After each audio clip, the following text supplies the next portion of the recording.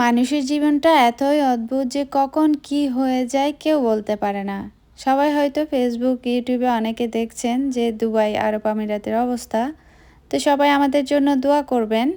Hello everyone, আসসালামু আলাইকুম। শুরু করছি আজকে নতুন আরেকটা ভিডিও নিয়ে আপনাদের মাঝে হাজির হয়েছি। আমি জুলেখা, দুবাই থেকে। সবাই তো অবশ্যই জেনেছেন যে আমাদের দেশের অবস্থাটা কীরকম। তো আমাদের জন্য একটু দোয়া করবেন যেন ভালো থাকি, সহি সালামত থাকি। পৃথিবীর সব দেশে সব মানুষ, সব প্রবাসী ভাই বোনরা সহি সালামতে থাকে। তো ছেলের পরীক্ষা চলতেছিল, 4টা গিয়েছে। তো এখন আপাতত বন্ধ করে দিয়েছে। তো গভর্নমেন্ট থেকে আসলে বন্ধ, এখন হচ্ছে অনলাইন ক্লাস চলছে। জানি না আবার কখন স্বাভাবিক হবে। দোয়া করবেন সবাই আমাদের জন্য আর সকল প্রবাসী ভাই বোনদের জন্য। তো আজকে আমি আপনাদের সাথে আমার ভিডিওতে শেয়ার করছি সকাল থেকে সন্ধ্যা পর্যন্ত আমি কি করছি সেই কাজগুলো।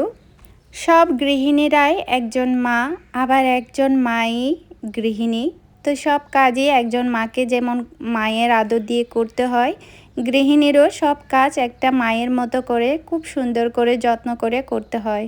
তো সকাল থেকে আমি ধুলোবালি ডাস্টিংটা করে নিচ্ছি।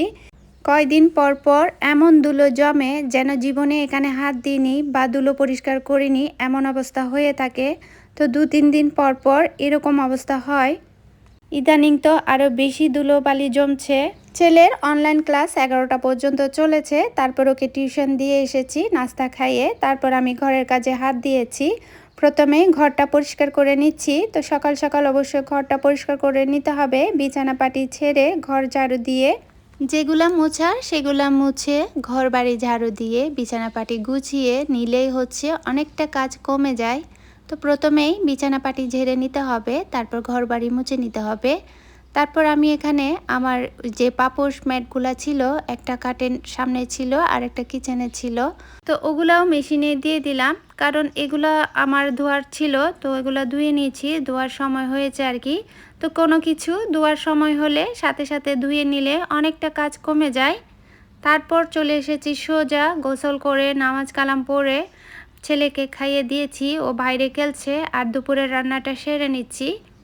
প্রথমেই দুপুরের রান্নাটা সেরে নিলে ইফতারের কাজের প্রেশারটা কম পড়ে, তো ইফতারেতে আর ঝামেলা হয় না। তাই আমি দুপুরের এই সবজিটা রান্না করেছি, সাথে মাছ রান্না করব। তো এই সবজিগুলো আমি গত ভিডিওতে দেখিয়েছিলাম যে জরিপ থেকে এনেছি। তো এগুলো ছুরি শুটকি দিয়ে রান্না করেছি, ভয়েস তো এখন দিচ্ছি। খুবই মজা হয়েছে, একদম দেশীয় স্বাদের ফ্লেভারটা এসেছে। আর আমার এই তরকারিটা ভীষণ ভীষণ প্রিয়, ছুরি শুটকি দিয়ে এভাবে মিক্স তরকারিটা। আর আজকে রাতের খাবার হবে ইলিশ মাছ আর তরকারি। তো দুটোই আমার পছন্দের খাবার। কার কার ইলিশ মাছ পছন্দ কমেন্ট করে জানাতে পারেন। আমার তো ছোটবেলা থেকেই ইলিশ মাছ অনেক পছন্দ। ছোটবেলায় আমি একবার গলায় কাঁটাও লাগিয়ে ফেলেছিলাম ইলিশ মাছ খেতে খেতে। টিভি দেখতে দেখতে ইলিশ মাছ দিয়ে ভাত খেতেছিলাম। তো ছোটবেলায় আমার গলায় কাঁটা লেগেছিল, এখনও আমার মনে পড়ে। আমাকে রাত 12টার দিকে আমার বড় ভাইয়েরা আমাকে ডাক্তার কাছে নিয়ে গিয়েছিল। কাঁটা কিন্তু তখন বের হয়নি।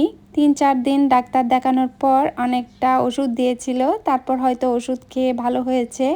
বাকিটা আর মনে নেই, কিভাবে যে কাঁটাটা গিয়েছিল সেই জিনিসটা মনে নেই, কিন্তু কাঁটা যে বিঁধেছিল, তো কিভাবে বেঁধেছিল সেটাও বলতে পারি। আসলে মাঝে মধ্যে ছোটবেলার স্মৃতিগুলো মনে পড়লে ভালো লাগে, আবার মিসও করি অনেক, যে জীবন থেকে ছোটবেলাটা হারিয়ে গিয়েছে আর কখনোই ফিরে আসবে না। আসলে এই দিন যেগুলো আমরা পার করছি, এই দিনগুলো আমাদের আর ফিরে আসবে না।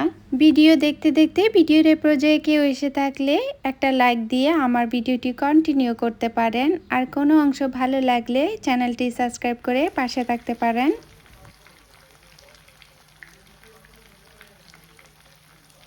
আর সকাল থেকে আমরা যদি স্টেপ বাই স্টেপ এই কাজগুলো করে রাখি, আসলে আমাদের অনেকটাই প্রেশার কমে। সব সময় আসলে সব দিন একরকম যায় না, অনেক সময় মন মানসিকতা শরীরও ভালো থাকে না। তো যখন মন মানসিকতা শরীর সবটাই ভালো থাকে, তো স্টেপ বাই স্টেপ যদি এভাবে করি, আসলে কাজগুলো অনেক সহজ হয়। আগে হোক পরে হোক কাজগুলো আমাদেরই করতে হবে, তাই করে নেওয়াই ভালো।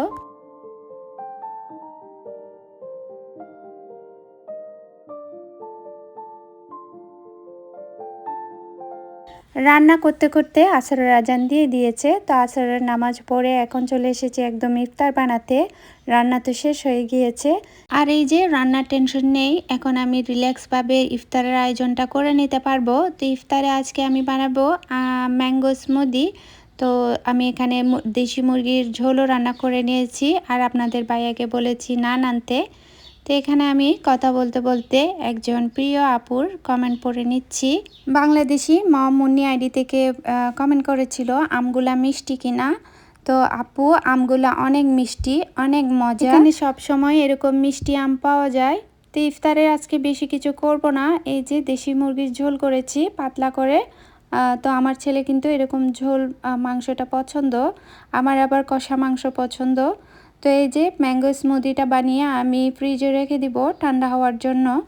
তো আরেকটা মিষ্টি আপুর কমেন্ট পড়ে নিচ্ছি, তাসনুর আক্তার আইডি থেকে। তাসনু আপু লিখেছে, আন্টি আমি চিটাগং থেকে দেখি আপনার ব্লগ, অনেক ভালো লাগে। আপনার বাড়ি কোথায় বাংলাদেশে? ধন্যবাদ তাসনুর। জানি না তোমার বয়স কত, তুমি যেহেতু আমাকে আন্টি ডাকছো অবশ্যই তোমার বয়স ছোট হবে। তো তোমাকে বলছি আমিও কিন্তু বাংলাদেশের মেয়ে, আর আমার জেলাও চিটাগংয়ে। তো অনেক ভালো লাগছে আসলে, দেশীয় মানুষকে, নিজের জেলার নিজের দেশের মানুষকে দেখলে খুব ভালো লাগে, যখন নিজে গর্ব করে বলতে পারি আমি বাংলাদেশি, আমি চট্টগ্রামের। তো খুব ভালো লাগে তখন গর্ব করে বলতে। আসলে আমরা কখনো আমাদের দেশের ভাবমূর্তি নষ্ট করতে চাই না। অনেক খারাপ লাগে যখন বাংলাদেশ নামটা নিয়ে যদি মানুষকে হেয় করা হয়, মানুষের সাথে সাথে দেশের নামটাও কিন্তু খারাপ হয়ে যায়, তখন দেখতে কিন্তু শুনতে খুব খারাপ লাগে। আমার কিন্তু খারাপ লাগে। আসলে আমাদের প্রতিটা মানুষেরই নারীর টানটা আছে। তো আমরা যে জায়গায় হচ্ছে খুব ভালো থাকার চেষ্টা করব, সৎ থাকার চেষ্টা করব, যাতে নিজের নামের সাথে সাথে দেশের নামটাও খারাপ না হয়। আর কথা বলতে বলতে আমি এখানে সালাদও পেরে নিচ্ছি, আমার চিড়াটাও রেডি হয়ে গিয়েছে। তো এভাবে আমি স্টেপ বাই স্টেপ ইফতারের আয়োজনটা করে থাকি। তো যেগুলো একটু ঝামেলার কাজ, এই যে শরবত বানানো, সালাদ বানানো, চিড়া বানানো, এগুলা কিন্তু ঝামেলারই কাজ। আসলে ভাজা পোড়া আর চনা রান্না করতে আমার খুব একটা ঝামেলা লাগে না, আমার যতটুকু ঝামেলা এসবে লাগে। সালাদ যদিও আমি খুব একটা পছন্দ করি না, আমি শসা কেটে নিলেই হয়, আমার জন্য শসা হলে হয়, লেবু কিন্তু খাই। কিন্তু সালাদটা আপনাদের ভাইয়া খায়, ওর খুব পছন্দ। তো ওর জন্য আজকে দই দিয়ে সালাদটা করে নিব, কারণ আজকে নান রুটি আর দেশি মুরগির ঝোল দিয়ে খাবো, তাই একটু দই সালাদটা করছি। সচরাচর প্রতিদিন দই সালাদটা করা হয় না। তো এই যে কথা বলতে বলতে ইফতারে কিন্তু খুব সন্নিকটে চলে এসেছি। এখানে আমি রুটি এনেছিল, নান রুটি। তো আমি কিন্তু বাসায় নান রুটি বানাতে পারি না, আমি এমনি তন্দুর রুটি যেটা সবুজ ওইটা বানাতে পারি, কিন্তু নান রুটিটা, দেশীয় নান রুটিটা হয় না। একদিন ট্রাই করব, অবশ্য খুব একটা ট্রাইও করিনি। তো এভাবে আমি সার্ভ করে নিচ্ছি। তো ইফতারের আগে এই কাজগুলো করে নিলে অনেকটা টেনশন মুক্ত থাকা যায়। যদিও আমরা দুজন মানুষ, 10 জন মানুষের অনেক কাজ থাকে, অবশ্যই থাকে, একটু বেশি প্রেশার থাকে। তো দুজন মানুষের যে প্রিপারেশনটা 10 জন মানুষের সেম প্রিপারেশনটা নিলে একটু টেনশন মুক্ত থাকা যায়। আরেকটা মিষ্টি আপুর কমেন্ট করে নিচ্ছি, হেনার সংসার, হেনা আপু কমেন্ট করেছে, আপু আসসালামু আলাইকুম, মাশাল্লাহ অনেক মজার ডেজার্ট বানিয়ে বোনের বাসায় নিয়ে গেলেন। আপনারা দুই বোন এক জায়গায় থাকেন জেনে খুব ভালো লাগলো। ওয়ালাইকুম আসসালাম হেনা আপু, আপনাকে অসংখ্য ধন্যবাদ সুন্দর কমেন্ট করার জন্য। জি আপু, আমরা দু বোন একই দেশে আছি, কিন্তু একই জায়গা না। আমার বোন হচ্ছে আমার বড়, আমার থেকে একটু দূরে আছে। তো আমাদের যেতে কিন্তু 40 মিনিট, 45 মিনিট, 1 ঘন্টা লেগে যায় যদি দাঁড়াই। তো 1 ঘন্টার ডিফারেন্স, তো একটু দূরত্ব আছেই। তারপরেও বোন আছে, আসা যাওয়া তো হয়, দেখা সাক্ষাৎ হয়। তো সবাই দোয়া করবেন আমাদের জন্য, আমরা যেন ভালো থাকি, সুস্থ থাকি। তো সবার জন্য অনেক দোয়া করি, সব সময় যে যেখানে আছেন ভালো থাকেন, সুস্থ থাকেন, পরিবার নিয়ে সুখে শান্তিতে থাকেন, এটাই সবসময় আসলে দোয়া করি। কখনো কারো উপর হিংসা করাটা উচিত না। কারোর সুখ, কারোর রিজিক, এগুলো সব সময় আল্লাহর উপর থেকে, আল্লাহর প্রদত্ত পাওয়া। কেউ কারোর সুখ বা কেউ কারোর রিজিক কখনোই নিতে পারে না বা দিতেও পারে না। আমার কপালে সুখ থাকলে কেউ কোনো দিন নিতে পারবে না। তবে একটা জিনিস আমি খুব মানি, সেটা হচ্ছে নজর। নজরটা কিন্তু খুব খারাপ, নজরটা কিন্তু অবশ্যই পড়ে।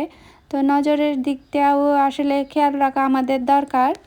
তো যাই হোক, অনেক কথা বলছি। ইফতার তো করে নিয়েছি। ইফতারের পর যে থালা বাসনগুলো থাকে এগুলো আমি সাথে সাথে ধুতে পারি না। আমি চা করে নিই, চা খেয়ে একটু বসে ছেলেকে একটু পড়াশোনা দেখিয়ে তারপর হচ্ছে ধোয়াপালা করে রাতে ভাত বসিয়ে নামাজটা আদায় করি।